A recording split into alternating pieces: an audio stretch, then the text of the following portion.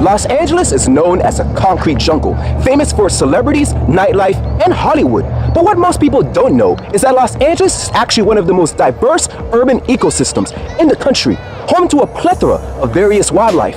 I'm the Hip Hop MD. This is Hip Hop Science. I'm here in beautiful Los Angeles, California at the Natural History Museum for their annual Nature Fest to see what animals exist right here in our own backyard. Let's go.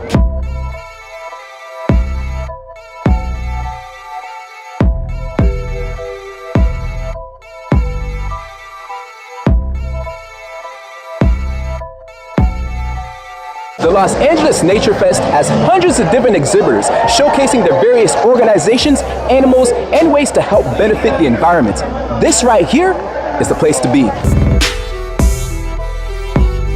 Contrary to popular belief, bats aren't the dreaded Dracula types that we're so fearful of. There are actually only 3 species of blood-sucking bats, and there are over 1,300 species of bats, which accounts for 20% of all mammals, making them the second largest group of mammals in the world. They're called a keystone species, which means their ecosystems would collapse without their presence. Bat population numbers are plummeting around the world. It's really important that we try to help them because they're so critical to the health of our environment. Could you tell people a little bit about tide pooling, some of the best places maybe to tide pool here in Los Angeles? My favorite place is Abalone Cove on Palos Verdes Peninsula. What are some of the different organisms that you can find in tide pools? You can find sea stars, you can find snails, nudibranchs, octopus, sea slugs, hermit crabs.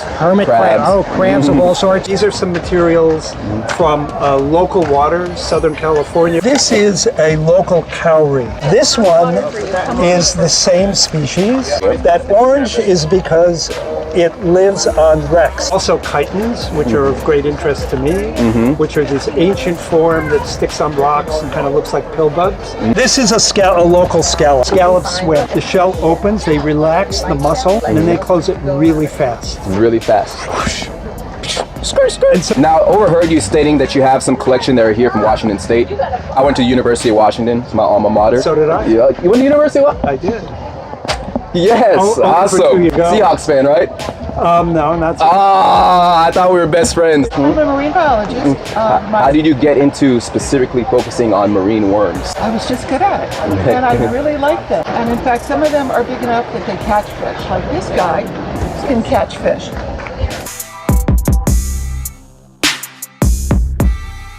We know about the animals and species that exist now in our Los Angeles urban environment. But what about the past? What about organisms that existed 10,000 years ago? So labrador tar pits, world famous, we dig up fossils out of asphaltic deposits. Chemically speaking, because they are still bone, and because they do tend to be relatively, geologically speaking, less weekend, only tens of thousands of years old, most of them, we're looking at things that we can still do carbon-14 analysis, do stable isotope studies, and see who was eating whom was eating what. Pull my finger. That way. SpongeBob SquarePants, Mr. Krabs, Patrick the Star.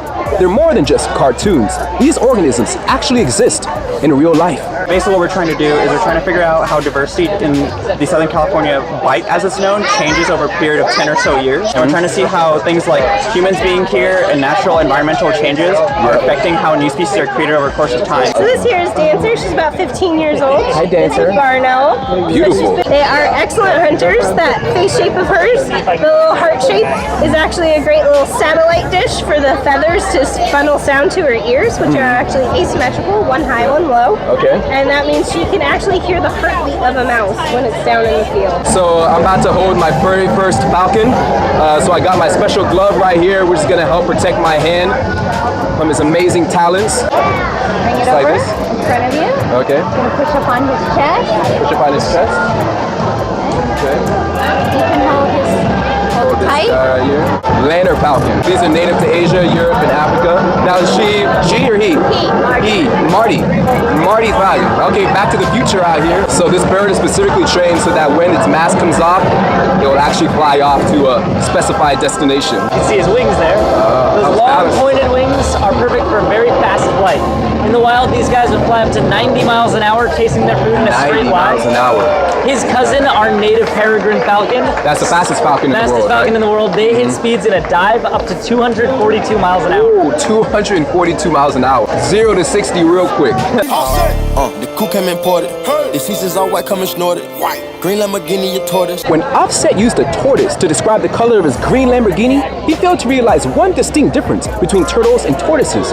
Turtles primarily dwell in the water and are thus green to match their water-based environments, whereas tortoises primarily dwell on land and are thus brown to match their land-based environments. Me personally, I prefer a yellow Lambo.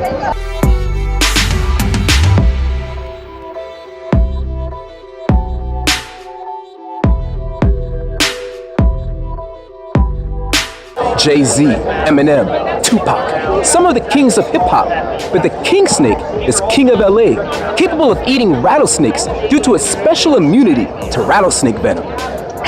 So this is a Kenyan sand boa right here, obviously native to Kenya. This is absolutely beautiful. Its head is very pointed, perfect for digging in the sand. So these burrow. They burrow. They hide underneath the sand all day. And that's why their body is so fat all the way along, because they sit in the same area for most of their lives. Now, are these endangered at all? I don't believe these are. These are very common in the pet trade. Absolutely gorgeous animal right here. Pumpkin. Nature is absolutely amazing. And it's even more amazing to see what elements of nature you can find right in your own backyard. If you're in Los Angeles or any city, anywhere in the world, take some time to explore and adventure.